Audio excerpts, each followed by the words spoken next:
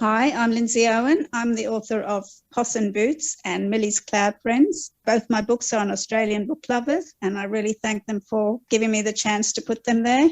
So please go out and read them, but also read any book and read books and encourage your children to read books because it's really important. I think it's good for the imagination and good for the soul.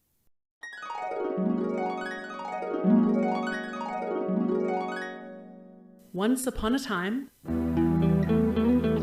Welcome to Australian Book Lovers, your destination for imagination.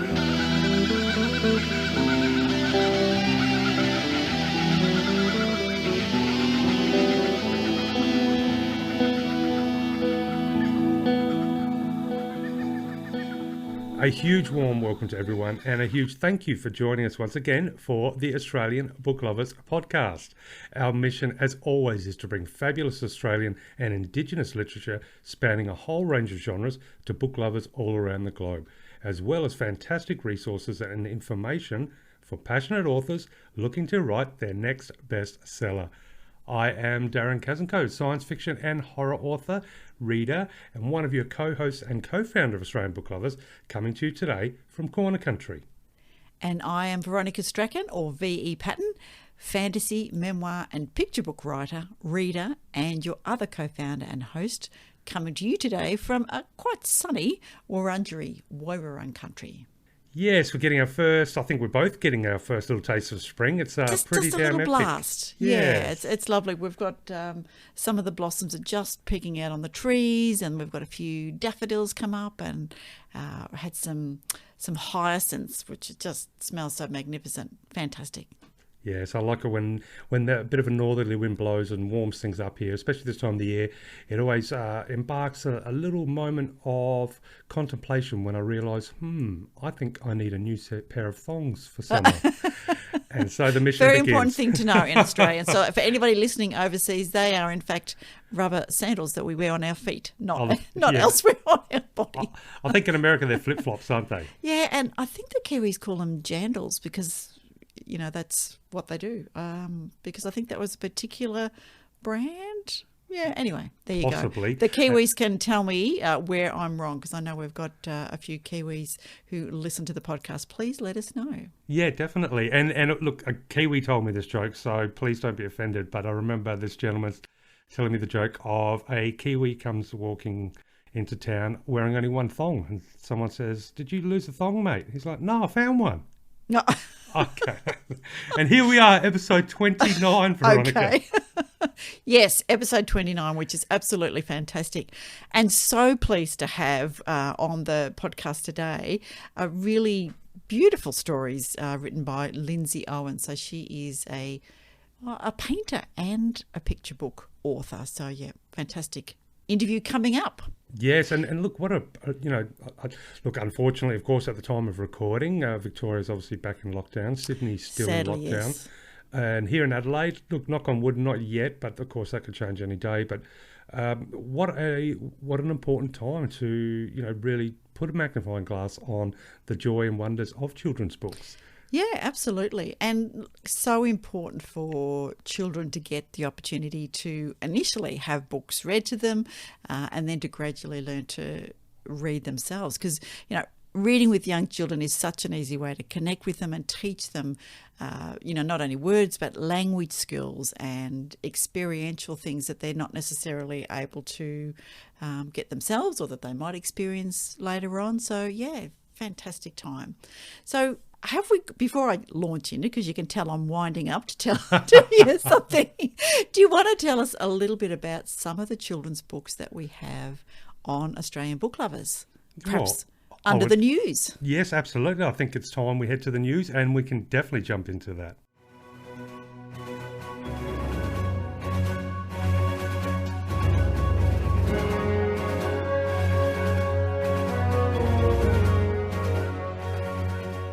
And news time. And as you mentioned, Veronica, I think this will be a really great opportunity to spotlight some of the amazing children's books we have on the website.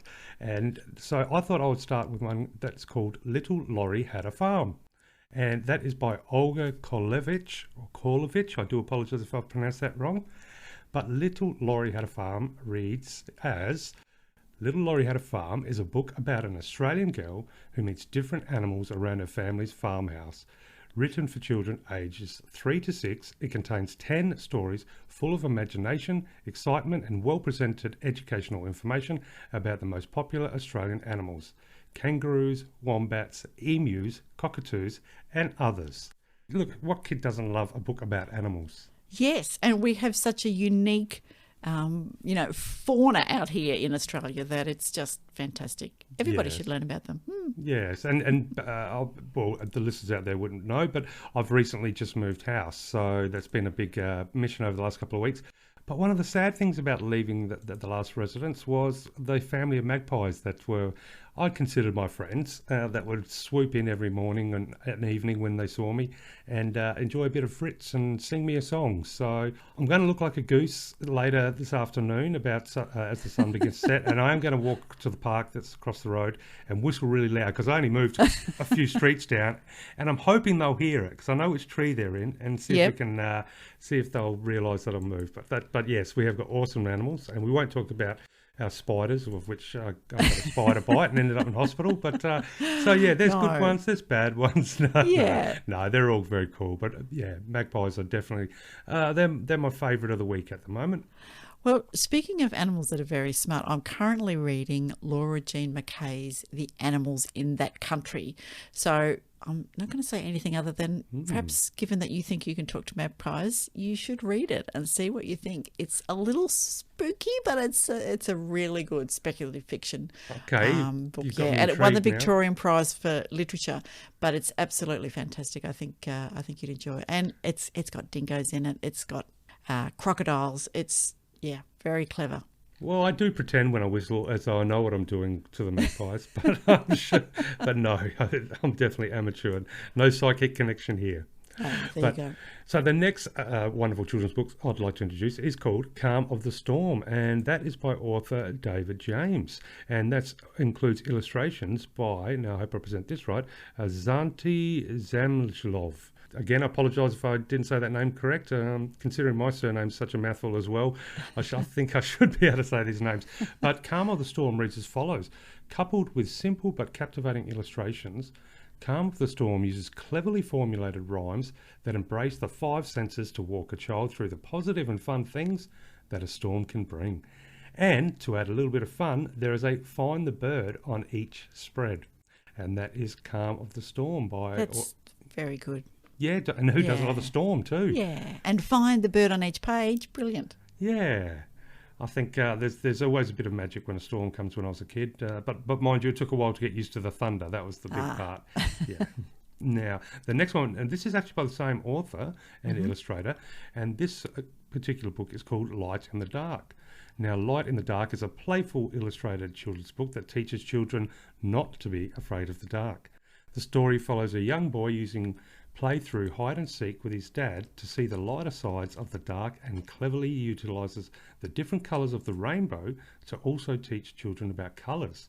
And to add a bit more fun, there is a Find the Star on each spread. So I wonder if it's got glow-in-the-dark stars in the book. Oh, yeah. We were just talking about that one. We were indeed, yes. I just apologising to my daughter, who's now, I'll just say she's in her 30s. I scraped off her stars off the wardrobe when she left home, much to her disgust. But anyway, that's all right. Yes. Sometimes you've got to redecorate. Yes. Well, when you've got an empty nest, as I now have, which has been a little bit too empty because of the lockdowns that we've experienced here in Victoria. While I've gone from a house that was full of people to a house that is often the days just me, either in the office or just, floating around the house or out in the garden. So, it is a different experience. But anyway, back to children's picture books. Yes, but you can get the, like those globes now that actually light up a star scene on the ceiling. So, brand new toys. Yes. Better than the disco that we had in the 70s and 80s, I'll just say. Oh, the disco balls were pretty damn good, though. Yeah, we thought we were pretty cool. Now, the next book I'd like to read is Little Rosie, Runaway. And that is written by Gabiann Marin, who I believe we've already had a chat to. We have, yes. fantastic author. And this is a book illustrated by Minnie Ghost. And little Rosie Runaway reads as follows. Rosie is an unhappy house whose beloved family have moved out. Oh, see, I've just talked about that. Yeah. Although I'm still here. Yes. Of course you're still there. And it sounds like you've got lots of animals, which we have to... Well, I have, too. That has when inspired I many say a I'm on my tale. own, I mean, yes, humans as opposed to fairy and feathered beasts. Sometimes that's not a bad thing with some of the humans out there. But You I wait till you read digress. this book by Laura Jean Mckay, then you might rethink that, I'm just saying. Okay. Bobby's going to be looking at me funny, I think, if I read that book. Now, so Rosie is an unhappy house whose beloved family have moved out. The frog marchers and their horrible nose-picking son threaten to move in, and Rosie is beside herself with worry. Rosie's friend, the Wattle Fairy, grants her a wish which might solve all her problems and answer her wildest dreams. Oh, that sounds lovely. Yeah, there's something a bit of fun. And that was Little Rosie Runaway by Gabiann Marin. Very good. Now, there's a couple of books now that I'd like to finish with, which are actually written by our wonderful interviewee, shall we say, or wonderful guest that you had the pleasure of chatting to.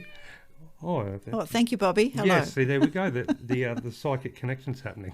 So both of the following books are written by the wonderful Lindsay Owen, and the first one is called Puss in Boots, and this one includes illustrations by Matteo Grilli. Now, Puss in Boots reads as following. This is a beautiful story of a little possum who loves rhythm. Close by to the tree he lives in with his mum is the blue house with a veranda. In this house live musicians who play in the local bush band. Often they can be heard practicing their catchy music. Poss loves the rhythm and over time and a few adventures teaches himself to keep in time to the music. And once again, that is Puss in Boots, written by Lindsay Owen and illustrated by Matteo Grilli. And those possums obviously haven't been near my house when I'm practicing heavy metal back in the day. No, I think it was a slightly gentler genre of music, shall we say. Yes.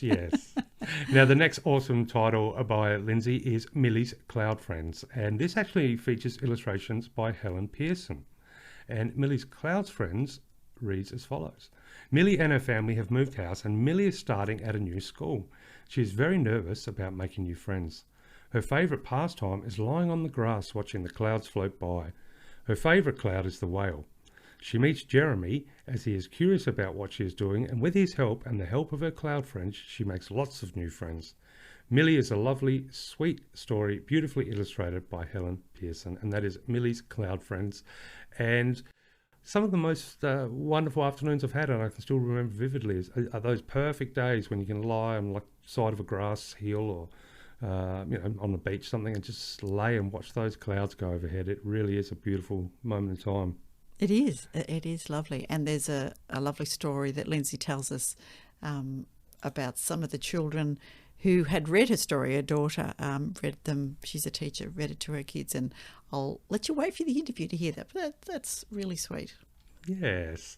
And was there any particular theme that you found your clouds dissolving or evolving into when you were watching? Well, it's interesting. They often had horses because as a young girl, I was madly in love with horses, as I think many young children are.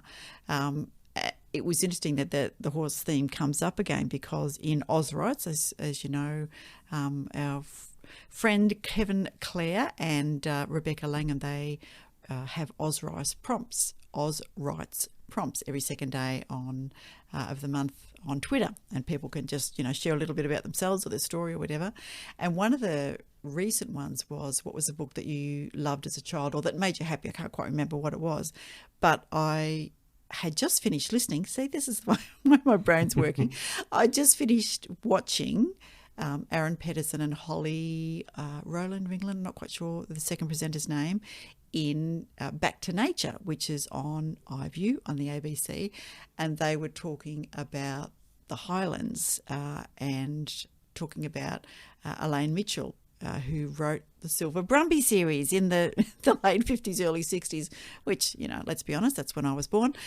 So I remembered that, and then I remembered, I need to bring the segue back, so I remembered Silver Brumby. So then there's the Twitter thing about the horses, and now you're asking me what did I like as a child? Always horses. There you go. Yes.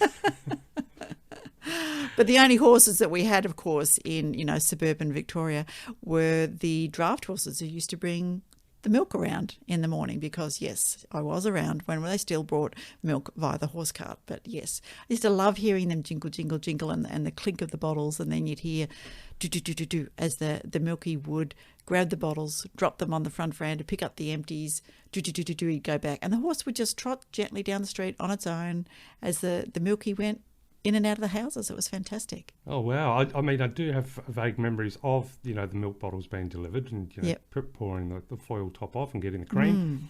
But definitely was, my memory had vans, I'm pretty sure. No horses coming down Let's the street. just move on then. All right. So what I wanted to share a little bit apart, I think most people would go, yep, okay, we understand that reading in children is so important. It's developing language skills, word skills, and all that kind of thing. But I wondered whether people would be a little bit interested about some of and when you hear what you've just described in some of the picture books, about the rhythm that sits behind picture books. And there are, I won't say rules, but there are guidelines that are available or there to help you with your picture book, both your illustrations and your words. And it's interesting, we kind of think we're doing picture books because we're talking to Lindsay today, but there are, of course, kind of age levels for children's books, and they're just general guidelines. So board books are kind of a newborn to age 3, picture books are kind of 3 to 8, and they go all the way from sort of general basic concepts right up to a theme, such as not being scared of the storm or not being afraid of the dark, which you talked about there. Then you've got early level readers are kind of 5 to 9, and chapter books, people, often are getting into them 6 to 9, 7 to 10. It's very individual. Lots of kids are a little earlier in that or a little later. And then middle grade, which we've separated out into another category, is kind of 8 to 12, and then the 13 to onwards is the YA. So just that reminder that while there's a general guidelines, individual children are always going to be ahead or not quite ready for those things, or they can jump in and out depending on what they like.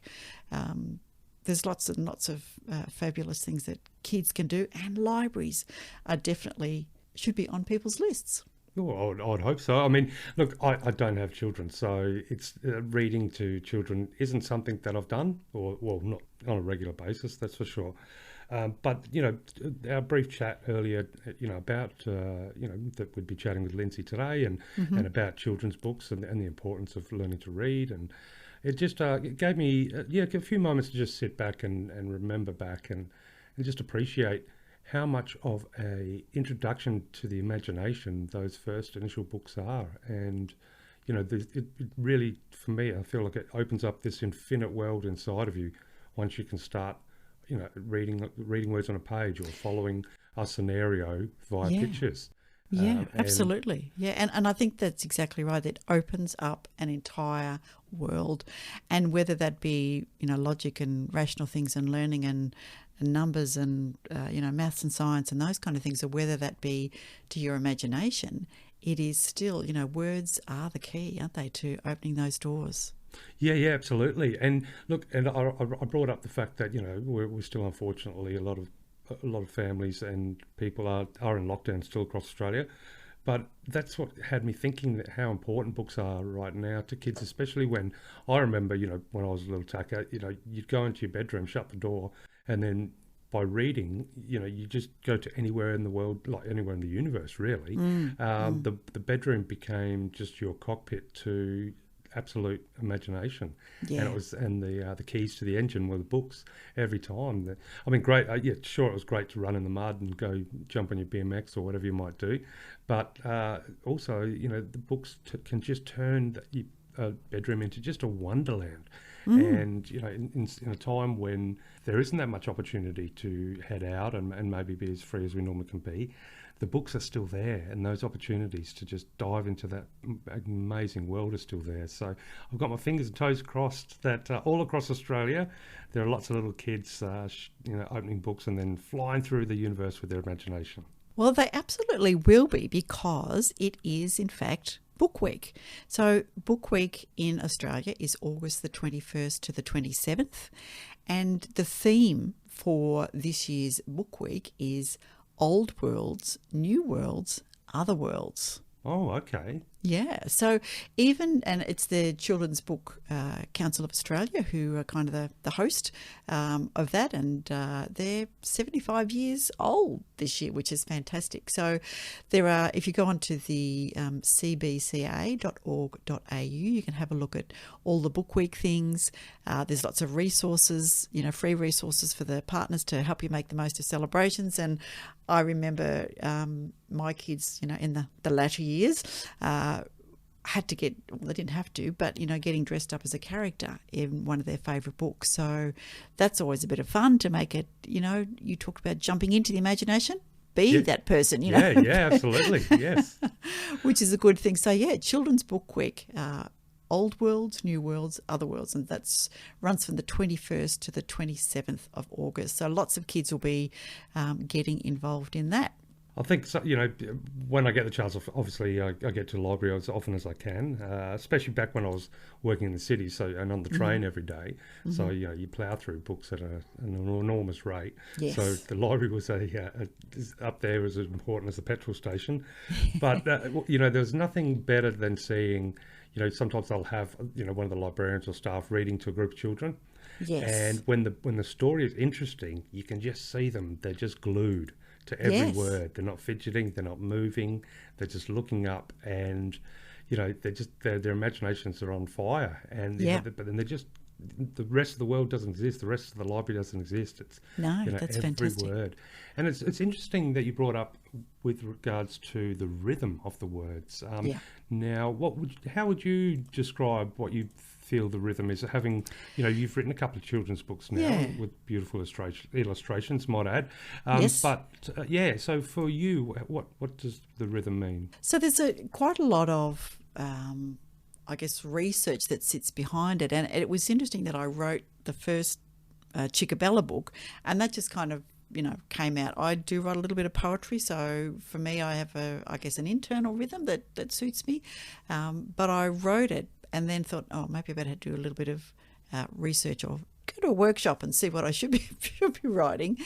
And in the same way that there's a structure to other books, there is a structure to picture books. So you have a beginning and a setup, you have a rising action, you have a turning point, you have a climax, you have the falling action, and then you have the resolution. And the thing with children's books is that you must always end on a happy note. Mm-hmm. So it's so important that you do have that happy note. And the rhythm is that there are generally 32 pages, and it's that rhythm of the up and down that makes a picture book feel it's just long enough for the littlies.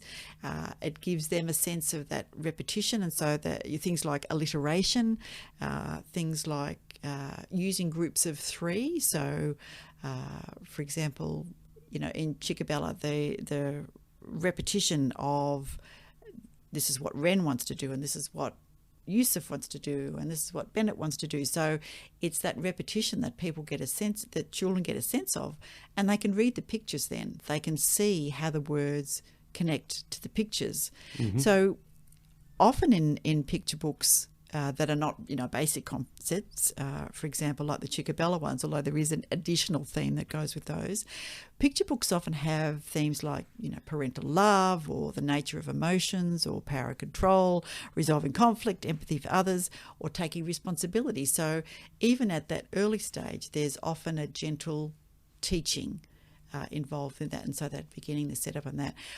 But sometimes it is purely just, here's the colours, enjoy it. Things like, when I think of some of the favourite picture books that I had for my kids, like The Very Hungry Caterpillar or Dear Zoo or Possum Magic, and hopefully people will know what some of those, the Very Hungry Caterpillar who sat on a leaf and then ate everything that he could find, and of course he turns into a beautiful butterfly. So, in Dear Zoo, I wrote to the zoo to send me a pet. I can even still remember that rhythm. They sent me an elephant. He was too big. I sent him back. They sent me a giraffe. He was too tall. I sent him back. So there's that rhythm of the three sentences, and there's the rhythm of the three, the run of words. So, lots of beautiful rhythms in children's picture books, which makes it enjoyable for adults as well. And I think that's the other thing. And is that if you enjoy reading them and find that sense of rhythm in your own reading aloud, then the child is going to pick up that you're enjoying it, and that reading is a lovely thing to do. Yeah, well, you've just brought flashbacks to me now of the caterpillar. You know The Very Hungry Caterpillar by Eric Carle? Yeah, I've got definitely visual flashbacks now. Yeah, who very sadly died not that long ago, Oh. Eric Carle. Yeah. But I wonder, having not written a children's book, but if you were to put all the sentences, on one page, I'm wondering, is it almost like a poem that is... Oh, absolutely. Yeah, Absolutely. And quite often picture books are more poetry than they are prose, if you know what I mean. So they're less full sentences, but they might be, that rhythm. So, without, getting completely off the track, there is a little bit of a rhythm there, which is good. And it's amazing how that rhythm, I mean, obviously when you read something, then there's a rhythm that you bring out with your voice. But at the same time, even if you read it without verbalising it, there's a rhythm internal as well. Oh, yeah, absolutely. Absolutely. The other thing to chat about reading is that I am one of the Australia Reads ambassadors. So the Australian Reading Hour is happening on Tuesday the 14th of September. So just around the corner. Just around the corner, yes. So what Australia Reads is to say get involved in Australia's Reading Hour, and you can join Australia Reads on Tuesday the 14th of September to celebrate the joy of reading. So there's events and activities in schools and libraries and bookshops all across Australia, and they want you to be a part of it. And you can go onto their website, which is australiareads.org.au. You can find me on there, but you can also find lots of other children's books authors, as well as generally Australian authors, and they are ambassadors and encouraging Australia to read. And you can host your own reading hour. They've got more than 300 Australian authors and illustrators available to participate in live and virtual events. Oh, wow. So, stay tuned. We might actually even manage to put something together on Australian Book Lovers. You never know. Well, it's been a hectic last month, but Yes. I think all of that's behind now. So I think we could definitely try and bring out some magic. Now, when it comes to being an ambassador, is that something anybody can do, or is it something? Yes, basically an author. There was a call out a while back, and people could put their names forward, and you just had to, be an author or be prepared to host a reading hour, and you can get involved, either create your own art or Australia Reads at home, or look at all the resources they've got there. So And that is the 14th of September, did you say? 14th of September, yes indeed. Oh, wow. So I wonder if there's going to be like a nice calm quiet for that hour. Not in the imaginations will be running wild, but maybe, there you go. So, and they're going to just basically encourage more and more reading. So 22 days, 16 hours and 49 minutes left until the reading hour. That's awesome. So there you go. And of course, we will, I'm sure we're going to put something together for that. I've got it in mind. I just haven't shared that with you yet. Because I knew you were shifting and doing lots of things. Obviously, we'll put something on the website, and the newsletter, and so might feature some of our children's books watch too. this space. Yeah. So just a couple of slightly more serious things before we go to the interview. And look, I guess I feel a little bit sad about, one of the things that's come up. And as you know, I'm a member of the Australian Society of Authors and things like the Copyright Agency and those kind of things. And there was a news item from the Copyright Agency, so that's copyright.com.au, in that powerful lobby groups seeking to use COVID-19 to undermine creators. So, okay, how does that work? So Copyright Agency is a really strong advocate for the importance of copyright, and it protects your rights, and it supports and sustains Australian creativity, and it gives a framework to support jobs and investment, and ensures that users can access a wide range of material, and that they're either, the attribution's there or the paying for rights there and those kind of things. So a powerful lobbying group put out a misleading statement in support of their campaign to water down copyright protections in the Copyright Act.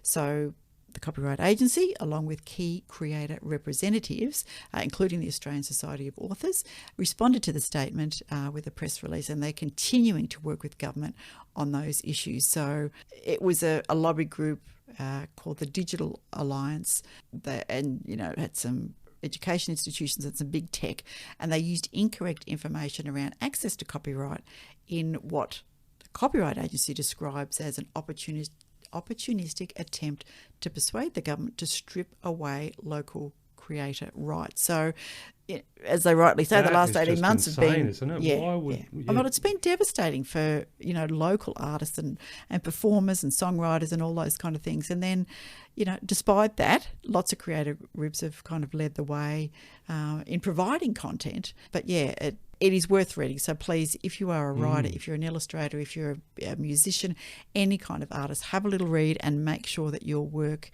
is protected, or that you know your rights should somebody, approach you for those kind of things. So, yeah, and look, it's kind of sad. I know a few artists and authors have been approached by larger organisations. Can you come and speak to this group or that, this, that, and the other? And when they say, "Yeah, happy. This is my fee," which according to the Australian Society of Authors is reasonable, then they go, "Oh yeah, no, we don't want to pay you anything. We just want you to come and, spend an hour talking to our staff." But it's not just spend an hour. There's preparation, the same way that we prepare for our podcasts there. And there's the years of expertise or training or education or imagination that have built into what that person delivers in that hour. So exactly. Please support your local reason artists. That they request their presence. So that reason right. comes with a price tag. Yeah, and it's not unreasonable to pay our artists for their efforts. So yeah, that was just something to finish up on. But let's move on. Yeah. Back to children's. Well, yes, back to children's. And so tell me a little bit about this wonderful interview you've got for episode 29 with Lindsay.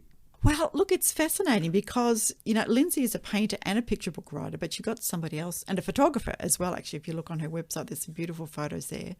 And she talks about how, for her, she doesn't do picture book illustration, so I'll leave that to explain there.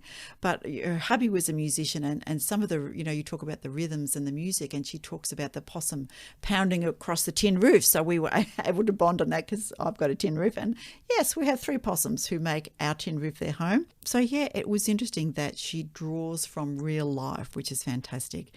She talks about the relationships between writers and illustrators, and inspirations from real life. I think is fantastic, and yeah, just some lovely bits and pieces. So, without spoiling the interview, well, yes, I think that's it. Absolutely. Well, as you say, as we normally say, without further ado, the one, the only, the wonderfully, magically talented Lindsay Owen.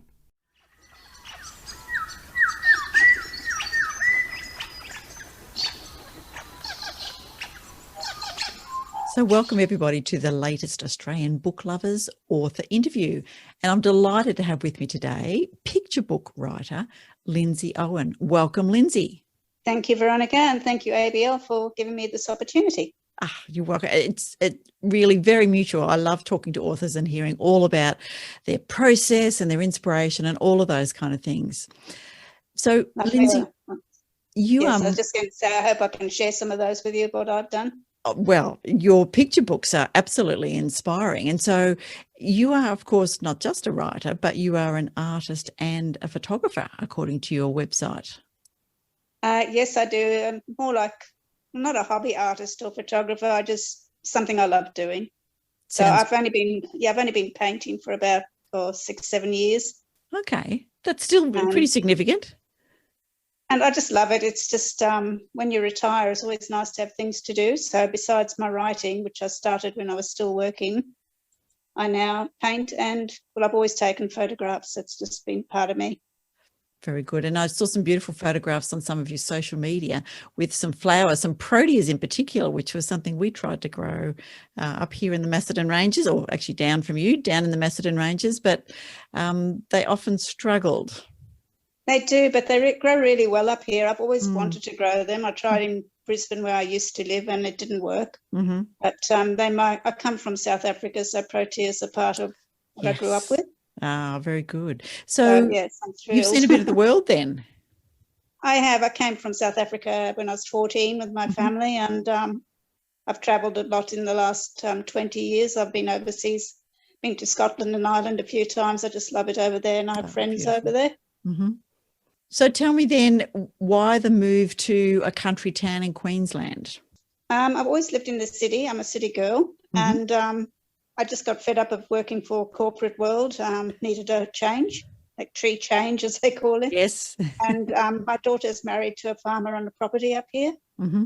And I had grandchildren, young grandchildren then, who have grown up now. But I just wanted to spend time with them. Yeah, and that's quite reasonable because they're young for such a short time. They are, and now the young ones that I've still got 4 young ones, but they all live far away from me. Ah, there you go. Are you not considering another move? No, because they live in the city. One lot's in Sydney and the other's in Brisbane. And Okay, no, stay where you are. It sounds like you're in a really good spot. I love the country. I love the life up here. It's peaceful and quiet. That's good. All right. So tell me a little bit about the inspiration behind Poss in Boots. Okay, well, Poss came from when we first moved up to the country. The house we had was on the edge of a gully, and the house in the book is actually an exact copy of the house we lived in. Ah, it looks like a Queenslander. It is.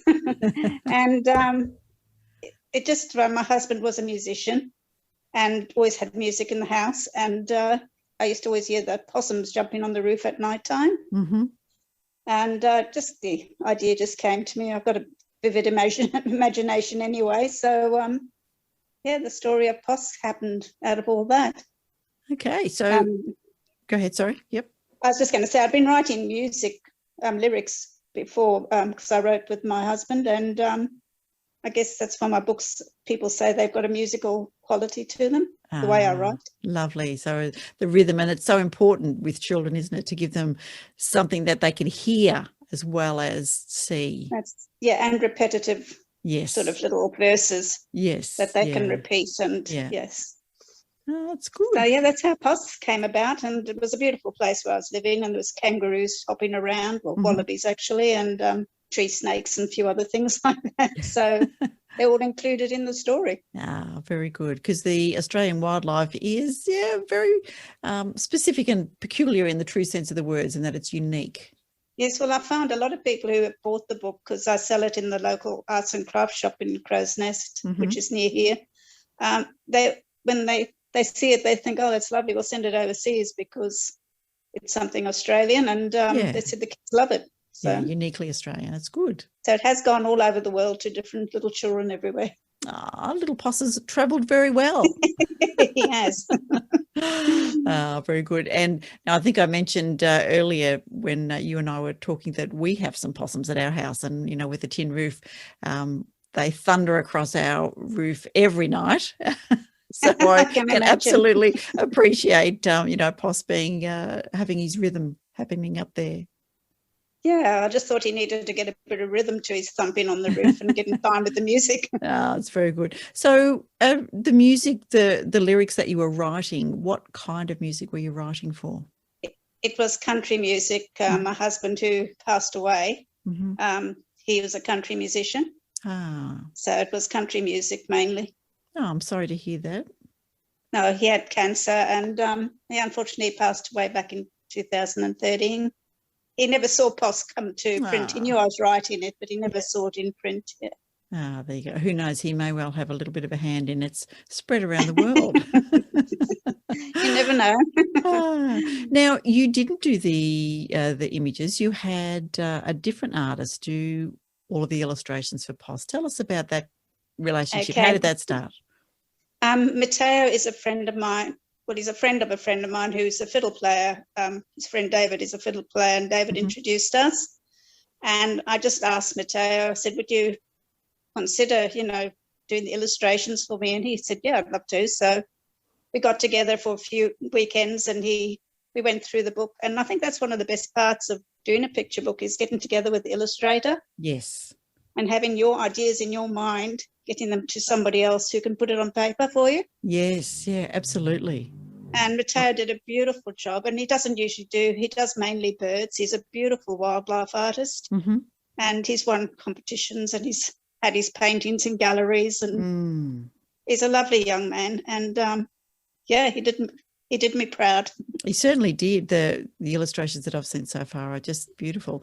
And as you say, the collaboration is so important. So the picture books that... It is. That's one of the fun parts, I think, of doing a picture story is sitting down with the illustrator and just bringing it all to life, and watching it come to life in front of your eyes. It is amazing. My daughter did the illustrations for my picture books, Chickabella, and I just was blown away when I saw them. I said, where do they come from, those amazing images?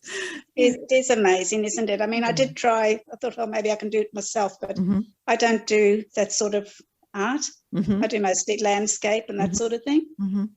So I can't really illustrate unless I write about the sea and rocks. I can't illustrate my own. Who knows? That the year is still young. There's something about sea and rocks. You never know. So, Lindsay, tell us about writing the words. You said your inspiration was the music and hearing the possums up there. How long did it take you to put that sort of rhythmic, lyrical prose together for the, what is it, about 14 pages, I think you... Yeah, I can't remember exactly. The story changed a few times, I must admit. And Mckay and I did take it to a publisher to try and get it published, but they wanted us to work separately, and I didn't want another illustrator, so I said no. So I guess it changed a bit again. Yep. But I suppose it took a couple of years all up, really getting it to where it was ready to send to a printers to publish it. So I self-published both my books. Yep. And I think because I was writing music and songs where you write to a rhythm anyway, and I always have a beat going on in my head. I've always loved music. I've danced. Like natural cadence. Danced all my life and that sort of thing. So, what's your favourite dancing? Oh, well, I was brought up in a Scottish household in South Africa, if you can imagine that.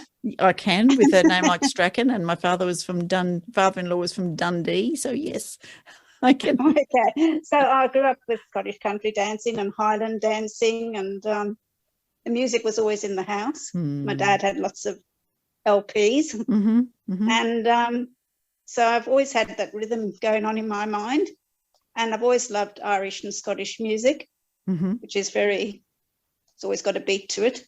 It has, yeah. Most so definitely. I think it all just came from that. So I just sort of wrote to that sort of rhythm. I don't know. It just happens that way when I write. Well, it sounds like it was pretty successful.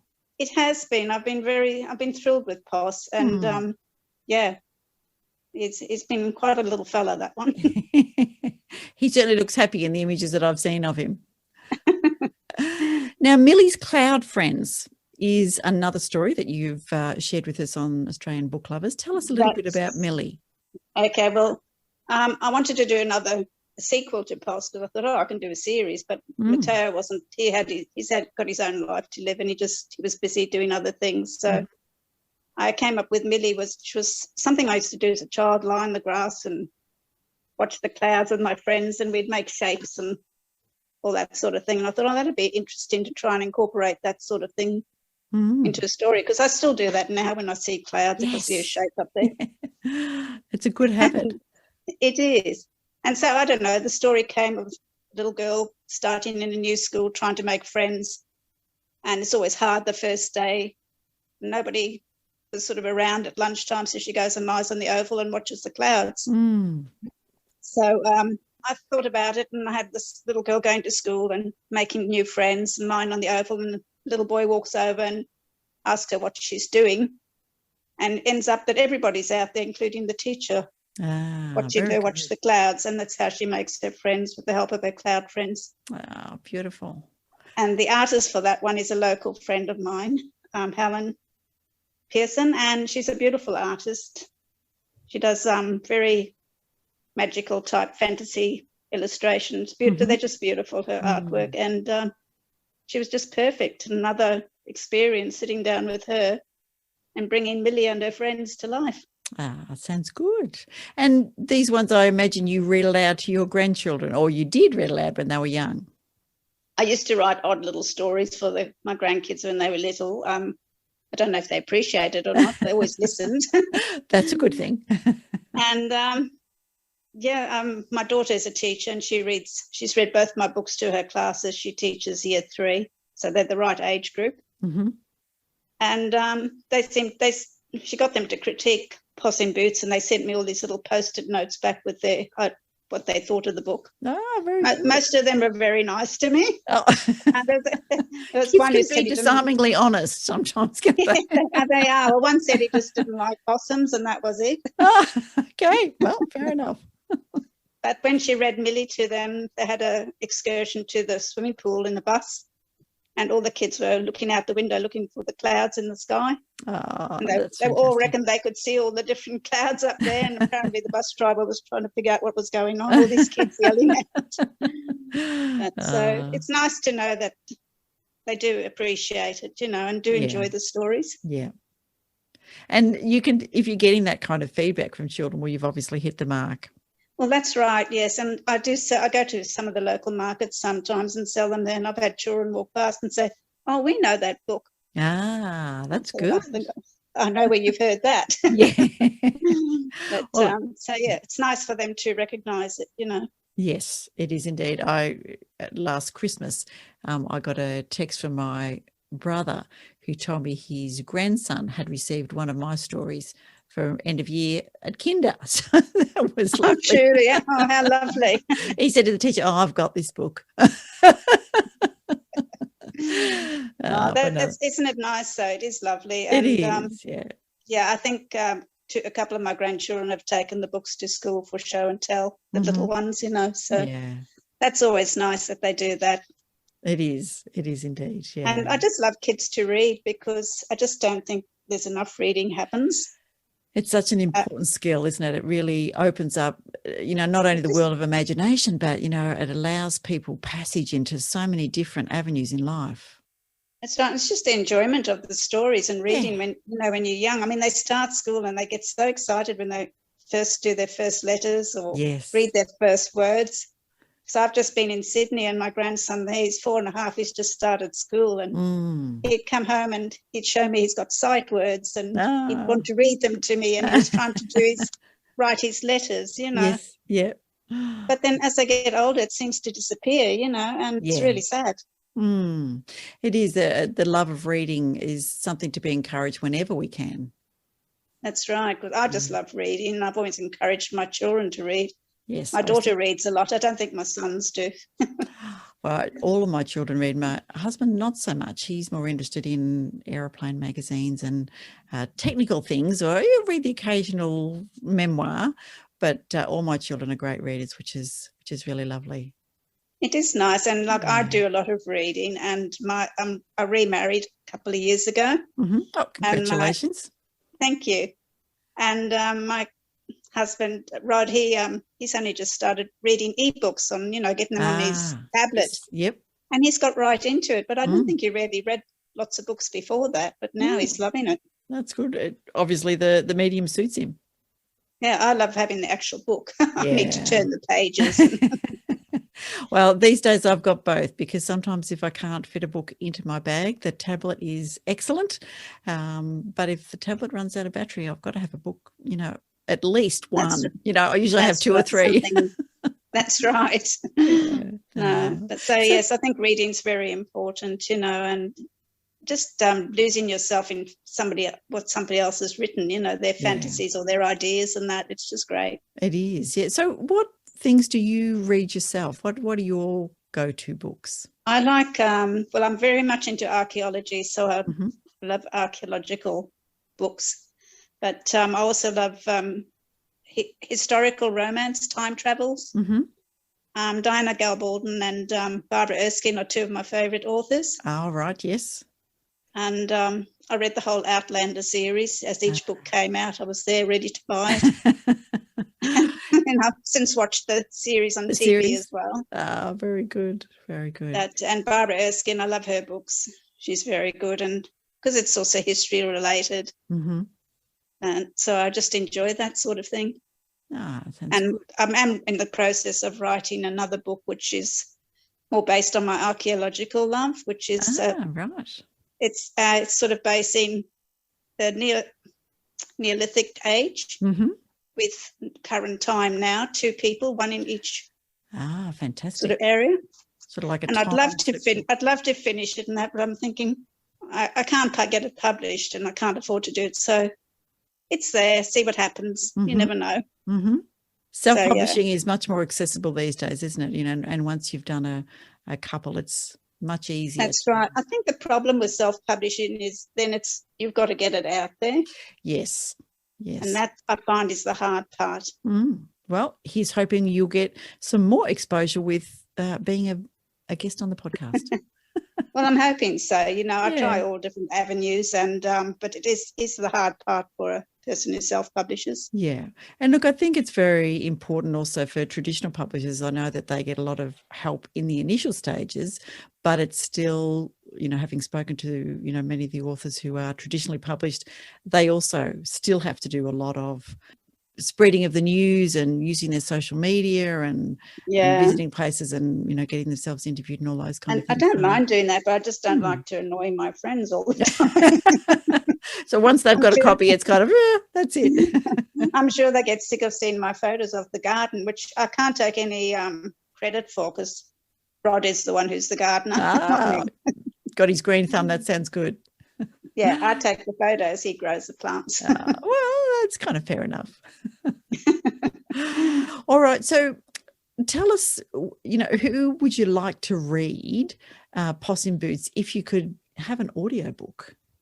I think I mentioned probably Emma from The Wiggles. That would be lovely. She's so lively and such good facial expressions, and she's got the dancing rhythm in her. Yes, yes. So I think she would be perfect. That sounds good. Sounds good. So have you ever considered doing an audiobook? No, not myself, no. No, it is a little bit more difficult here in Australia, I think, for self-published audio book writers or recorders. I'm not sure what you'd call us. I guess you'd call recorders, yeah. I don't know. I've never really, honestly haven't looked at that side of things, and I don't know that I'd be confident enough. But I had to get up all my courage to come on here today. Well, you're doing extremely well so far. So I'm not really a good public speaker. When I have to speak in public at the book launches and that, I just freak out. Well, no, you're doing very well. So when you're doing your music, are you a singer or is writing the lyrics where you go? No, definitely not a singer. Definitely not a singer? Okay, I just wondered. Because some people can sing, but they don't wish to speak. I do play a little bit of mandolin, but it's only like rhythm mandolin. And I used to go to the Irish sessions in Brisbane at the Irish Club and play boran, which is the Celtic drum. I know it well, yes. Yeah. That's my son has one. Okay, yes. Fantastic. And I used to go to the sessions and I thought I have to do something. So I had a friend who taught me how to play the boran, and that's what I used to do, you know. But where I live now, there's not much live music or there's no sessions, which I missed.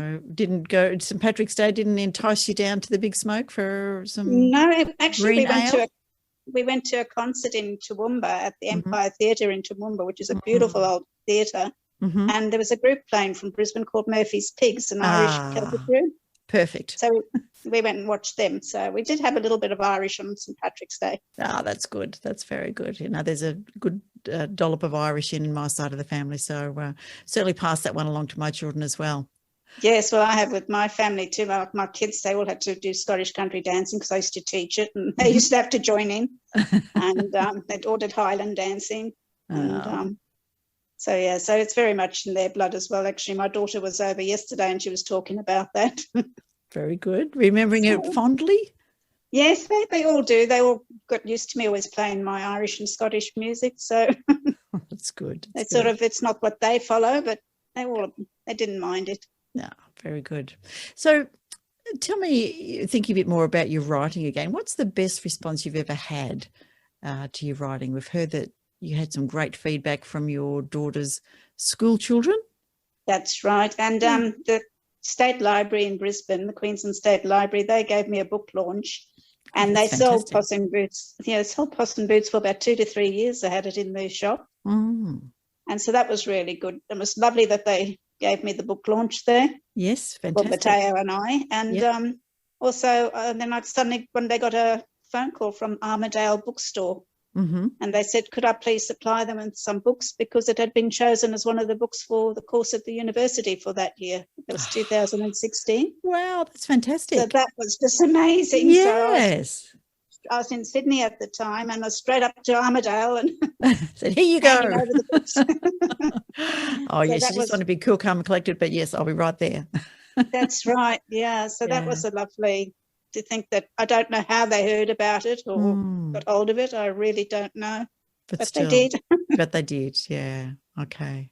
So do you think there's another picture book? You mentioned you're writing an archaeology one. Is that the same age group, or is that for a different Well, age group? it's not really an archaeological book. It's more just basing this. One girl is in the Neolithic times and this other girl is in the current times, Right. up in the Orkney Islands, because I've been up to Orkney and I just love it up there. Mm-hmm. And it's sort of based on there and the standing stones and Mm-hmm. the Skara Brae, the village there, sort of based on that. So, but it's sort of not really archaeological. Okay, so just bringing your love of archaeology into a story. Yeah, and I do a lot of research and that on the Neolithic people, so I can bring in what they know of their way of life into the story. Mm-hmm. And then I've got the current day, what the young ones do, you know. So I'd is love it to finish that, and I will. Yeah. Is it a chapter book, or are you? Yes, a chapter Yes. book. Yes, Okay, it's not so a picture book. Yeah. for younger readers still. Yeah. And But have we? to do another picture book, I have a few there, and it's just to find the illustrator, you know, and I don't know. It is another expense to get an illustrator in. Yes, I'm lucky. My illustrator is my daughter, so we go Yeah, halves that's really, in the profit. So that's a good thing. that's really handy. Yes. Although she can, I can not nag her quite so much. No, it's handy if you do know somebody who can do that sort of thing with you. Yeah. Helen is very busy at the moment. One who, you know, she illustrated Billy's Cloud Friends. Cloud Friends, yes. But she's got lots of commissions. She's got a few commissions on at the moment because she does portraits, not portraits, but she does paintings of people, and she does a painting and includes parts of their life in the painting. That's It's fantastic. really hard to explain, but Yeah. she's busy doing one for my daughter. That's why my daughter was over with Helen yesterday, discussing this picture that she's going to do for her, you know, and it was just, she just does beautiful work. So she's pretty busy. So, and I don't think she wants to illustrate another book. I think once they illustrate a book, they sort of think, I don't want to do that again. It's a bit of a hard slog. Yes. Yeah. For sure. So at the moment, I guess my art has taken over a little bit because I'm they have a art trail here once a year. And I was in it 3 years ago, and it's their 10th anniversary this year. So they've asked me to be in it again. They've asked all the different artists back. I think they've got 44 artists opening up their studios. Beautiful. Yes. There's a couple of them down around Victoria. Macedon Ranges has one in Bellarine. A good friend of mine, Susan Howard, is a beautiful artist, and she's in the Bellarine one. Oh, lovely. Yeah, it seems very popular these days, you know. So that's in August, and it's every weekend in August I have to be open.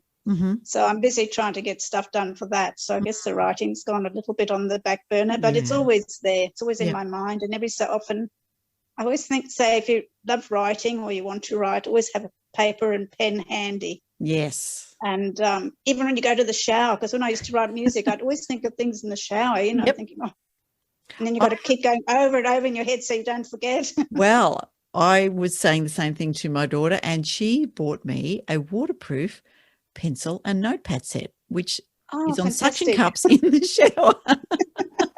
And it's fabulous. Oh, how wonderful. It is very handy, because the same thing kept happening, and you'd say, okay, the 3 words are da-da-da-da-da, right, da-da-da-da-da, and then you know it, you get it, and you what are those 3 words again?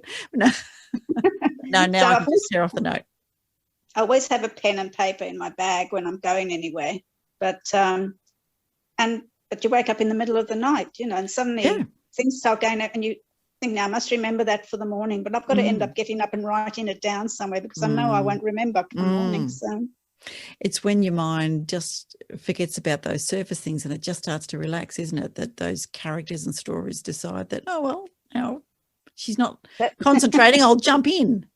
That's right. So, but it is a lovely thing to write, and I do love it, and Yep. I do want to get back into it. I do want to finish Cry Through the Stones, which is the name of the next book. Oh, that's a fabulous title. Cry Through the So, Stones, yeah. And I've just really, all the time I'm having thoughts about it because I don't have an ending yet. So I've got to get that ending done, and then I can fix the middle bit up. Yes, yep. If you know where you're going, you can work out the journey after. Well, I did a course when I first decided to, before I actually had Poss in Boots published, I did a course for 18 months with Open Colleges Education. Mm-hmm.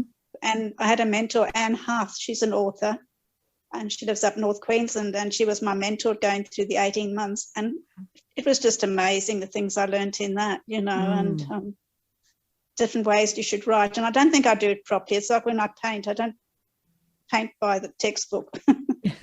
But still, if you have enjoyment all over the and place. you appreciate it, that's all right. Yeah, but I do get there in the end, and that's the main thing. Yeah, sounds good. So what are your writing goals? Once the art trail finishes, is writing going to come back? Have you got something set? I think I need to finish Cry Through the Stones just for my own peace of mind. Mm-hmm. Mm-hmm. And I do love doing that because I get into the looking up things from the Neolithic age, and then I get stuck in an archaeology book, Go down a rabbit hole. Mm. That's right, yeah. Yeah. So I must finish that and get that completed just so I know it's done. Yeah. Okay. I do have other short stories. Maybe I'll have to do something with the sea and the rocks because that's what I mainly paint. That would be good. So maybe something about a little starfish or something like that. Yes, definitely. That should be easy enough to draw. Yeah. Very good. All right. So where can readers find you on the internet?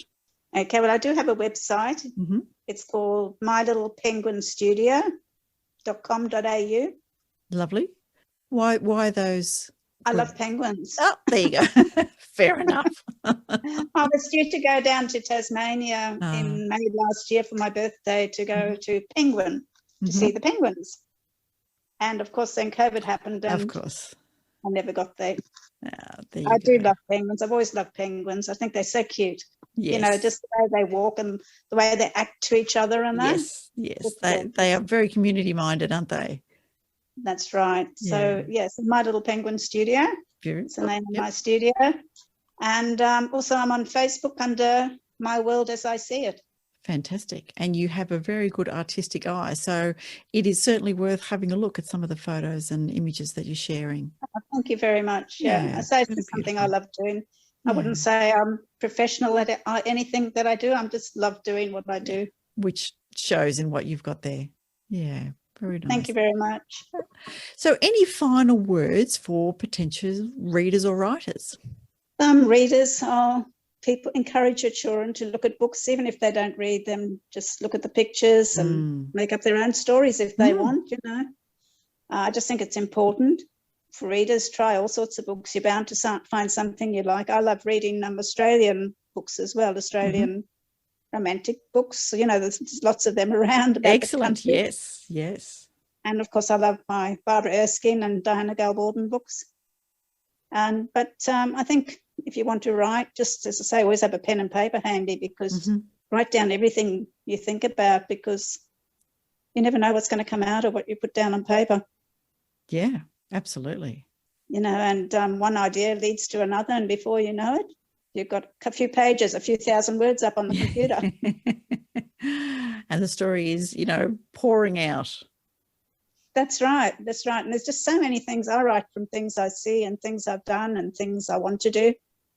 And, it's just really from my life. That's why I call it My World As I See It because that's how I write as well. It's just about things I've done or things I want to do or things around me. Sounds fantastic. And great advice for readers and writers. So Lindsay Owen, author of Poss in Boots and Millie's Cloud Friends, which you'll find in the children's genre on Australian Book Lovers. Thank you very much for chatting with us. Thank you for having me, and thank you to Australian Book Lovers for the chance, because it's just been wonderful. Excellent. And thank you for your patience today. And getting our technology, I think it was a little bit of both sides, wasn't it? But no, it's lovely to finally be able to spend some time chatting. Thanks very much, Lindsay. Thank you very much.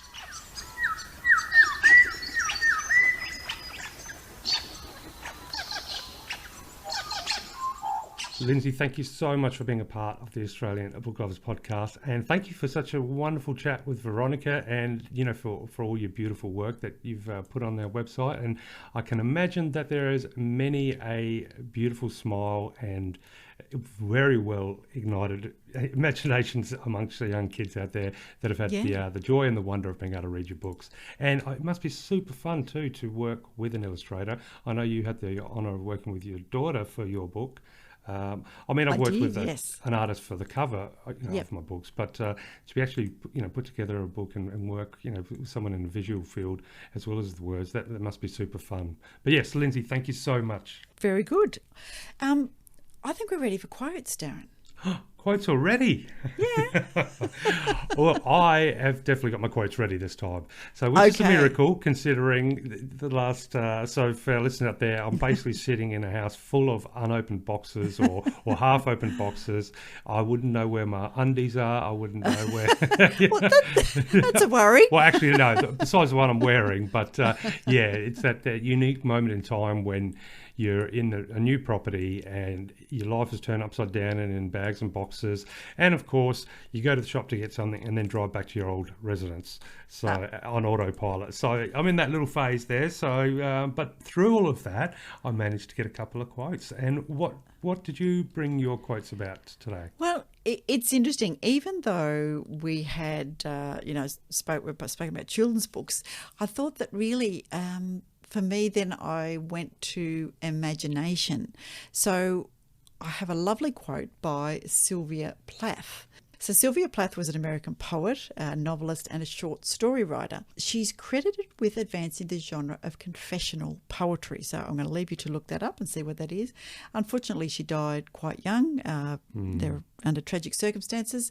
But so many beautiful quotes. And this one I really love. Everything in life is writable about if you have the outgoing guts to do it and the imagination to improvise. Pretty cool quote. That's pretty cool, isn't it? Yeah, absolutely. Yeah. Well, and that's just it. Have the guts to write it down. I wonder, what she means by having the guts. Is it like just giving it a go, regardless of the concept of, how you think you can fail? Or is it, did she mean, do you think, being honest about how you perceive the world or how the world is? Yeah, I think if you have the outgoing guts to do it, because I think she challenged some of those guidelines that I've been talking about and the social mores and all those kind of things without knowing a stack about Sylvia Plath necessarily. I know one of my kids studied some of her writing during their high school certificates, but I think that she was part of that kind of groundswell of we don't want to do it the way we used to do it, let's do it completely differently. So I think just do it. Yeah, well, that's how change happens, isn't it? And that's how new discoveries are made, and that's how art becomes. And because if there was a specific set of rules that anyone would need to follow in order to produce art, how boring would the art be? Yes. Yeah. Absolutely. So, have you got a quote for us? I do indeed. I'll start with a bit of a short one from a gentleman that I think most people will have heard of, none other than Carl Sagan. Ah, yes. Yes, and his quote is, "Imagination will often carry us to worlds that never were, but without it, we get nowhere." So, yes. Beautiful. I think, carry us to worlds that never were. I like that little phrase. Or could never be, but always are, I suppose. That's the beautiful thing about the imagination. And I know, his book has always been something that reignites that sense of wonder looking up at the stars. Whenever you read a little bit about Carl or read his words themselves. But yes, it's just those, and that brings back those books when I was a little tacker of stars and planets, and then you put the book down and you close your eyes and you trying to make yourself fly past Mars, or you start inventing your own worlds and universes. So Yes. it carries us to places that never were, but always were, I suppose, in another way. Yeah. And Yeah, before so- you know it, you're writing, the That's right. Hallucigenia Project and Yes. City Red and Yes. beautiful other things. Yes. It just reminded me, I just want to jump in the middle of our quotes. My niece sent me a link to an article on the abc.net.au. Author Tony Birch, who in fact was one of her lecturers at uni, he talks about how to write short stories. For me, the link being that he talks about curiosity, and it's really interesting that exercising your sense of curiosity, and for me kind of imagining, then they kind of follow each other and become this kind of endless circle. So he says exercise your curiosity, and he talks about making a writing habit and embracing the struggle, feeling the magic, all those kind of things. But it was a really good article, so you can probably just go on abc.net.au and type in the search bar Tony Birch. And he's written, I think, about 9-10 books, and there's some great thoughts in there. Because the imagination, often I think imagination is other worlds, but I think what made me jump into this one is that his worlds are not speculative fiction as much as everyday fiction. And there is still that imagination to improvise in there. And you and I are both more on the speculative fiction horror continuum. Definitely. So, but I just wanted to say to people, it doesn't have to be, where we go. But you said the magic words, and that is curiosity. Yes. To keep that. And Yes. as you was talking, it just occurred to me, just jump on to ABC iView or type in the search bar, and we take it for granted so quickly and easily today that we've got this machine, that connects to this huge database of information. And think back when I was just moving past picture books, and it would be. To think, to zoom, bring that child to this world now, where anything you're curious of, you can find out about, as opposed to wait until you can get to the library or wait until someone can teach you. Now you've got this machine, well, I suppose your phone as well. It's just mind blowing, and I think sometimes I've got to remind take a moment to just re-see everything as what it is, which is a piece of digital magic. That actually. It's in our everyday, so we can easily that magic sheen wears off it to a certain degree, but it's still magical though underneath, even the dull sheen. Yeah, and just which the is curiosity. You want to build a house? Go on YouTube and look how to start laying down concrete. I think you want to know how to properly whistle for magpies. There'll be something. Yes. You'll be able to find. There will be information. somebody will have done it. Yeah, and it just made me think of one of my absolutely favourite Arthur C. Clarke quotes, is that any sufficiently advanced technology is indistinguishable from magic. Yes, such a great So, quote. that for me, that's where the border of science fiction and fantasy lie. But, you talked about bringing a child from when you were a kid and dropping them down in front of a tablet and going, there you go, watch a movie or do whatever. They're going, wow, this is magic. No, just technology. So, yes. Yes, I would have been very happy. I mean, I was very happy with my books, but that ability to just instantly look up something, because I know I can't remember how old I was, but you get to that age where you've got lots and lots of questions, and now you can get all those questions answered. So it's wonderful. It is indeed. Or you can play games where you got to hide from serial killers. The magic has a wide spectrum. Yeah. I'm not sure that the audience really needed you to tell us that. Oh, there's a big audience out there that love that game. Look, they absolutely will be. Multi. What is it? MMORPG, MP, online role-playing game. Anyway. Oh, yeah. You know the one I mean. This yes. is kind of like a role. No, it's not role-playing, but lots of people play. But nonetheless, what is your second quote? Okay, this is from Albert Einstein, who is a theoretical physicist, German-born, and then he spent a lot of time in the US. So, and has had many fabulous quotes. His particular one about the, so many. Empty desks and minds is one of my favourites. But this one, imagination is everything. It's the preview of life's coming attractions. Yes, that is awesome one too. And How I about that? nearly used that one. Ah, did you? Yes. So lucky I did it. Lucky you Lucky I did. pivoted at that last one. Very good. But yes, So tell us your second one. I will indeed. And this is from Washington Irving. And this quote is, "There are certain half-dreaming moods of mind in which we naturally steal away from noise and glare and seek some quiet haunts where we may indulge our reveries and build our air castles undisturbed." So, yes. Very nice. Yes, I like to build air castles. Kind of makes me think of that time between sleeping and waking, or even between waking and sleeping if you're going the other way, when you sort of your superficial mind relaxes and all those thoughts that you've been chucking into that bucket of unconscious swirl around and produce some, great castle, or, whatever that might be. Yeah. Yes. Nice. Well, Like that. that whole realm where dreams come from, I guess, or where they get created. That's a whole subject I'd love to talk about on the podcast one day, because that is art in itself, isn't it? The actual process of making dreams. Whether we do that or whether, I don't know where they come from, because I know some of the dreams I've had, there's no way I'm claiming I made that one. But they're so vivid, and they come with sure, they come with absurdity and surrealism, but they also come with, vibrant colour and sounds and emotions, very exaggerated emotions. So there's that whole art of the subconscious that's awaiting us as soon as we start to drift off. But you're right, that little moment in between, that twilight, Yes. time itself begins to sort of fracture, snap and break away. It's a beautiful time. It is. Yes, It is. and I find that's always when the alarm clock goes off in the mornings Don't you too. hate that? Yeah, but yes, air castles in the sky. I think that's where we that's where we should all be heading for at some point. Is just take a moment and look up at the clouds, look for some horses or dragons if you're anything like me. But let those animals form up there and take a moment to close your eyes and maybe build a new castle in that mind and read a book to children if you can.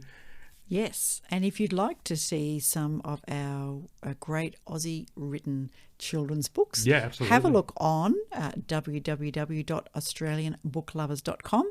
You can look under the children's books, you can look under middle grade, or you can even look under young adult. There are some great books there. And also in the non-fiction section, which actually we must put them in the middle grade too. Last week was Science Week, and we had a little promotion for some of our books from Wild Dingo Press, which were absolutely fantastic. So they were the STEM books, which I think we've got 5 and there's another 3 to come. So, have a look on Aussie Book Lovers, or you can go to Wild Dingo Press and they've got lots of, teachers' instructions or guide kits for using those as well. So, great books written by Australian authors about some of the great Australian scientists. So, yeah, really good. Yeah, perfect opportunity to jump on the website and, pick a great little book up for September 14. Yes, absolutely. And if you want to let us know whether or not jandals are in fact something that Kiwis call and did he actually lose a thong or find one? thongs, please get in touch with us on the website, or you can follow us on Twitter or Facebook or Instagram. So on Twitter we are at Australian Books, and on Facebook and Instagram we are at Australian Book Lovers. So, yeah, that's about all we've got to say for episode number 29. 29 from Yes. that's whipped up through the chaos that is my upside down life. We got to 29, so that's I think that's about when you're supposed to be putting parties behind you, isn't it? And, and become philosophical in life. Yeah, some of the Eastern Coast would like to slow down on the parties a little because the super spreader events. But anyway, stay tuned, as Darren would say, for a reading and even more from the Australian Book Lovers authors community. And we've just got one more thing to say to you. That's right. But you know what, Veronica? Having this cool chat about children's books and the Australia Reads coming up on September 14 and our wonderful, wonderful, wonderful guest, Lindsay, I thought I'm going to throw a complete curveball at you, because for our tagline, how about we have a young little book lover Can we record somebody Oh, saying that? And we'll add it in? absolutely. Yes. There we go. Definitely can. And with the power of technology, that's a magical machine that we call computers, and that allows us to distort and bend time. Thank you so much for joining us for episode 29 Australian Book Lovers podcast. And Veronica, Yes. I guess the tagline is, Remember to Read more Aussie books. hooray! Let's meet again when magic happens.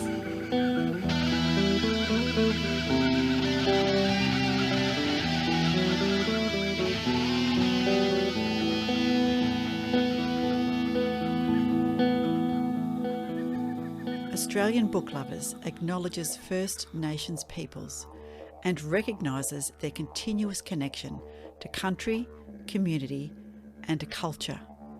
We pay our respects to elders past, present and emerging, and honour the sharing of traditional stories passed down through generations. We're committed to a safe and inclusive welcome for authors and readers of all cultures and backgrounds, including people of LGBTQIA+ communities and their families.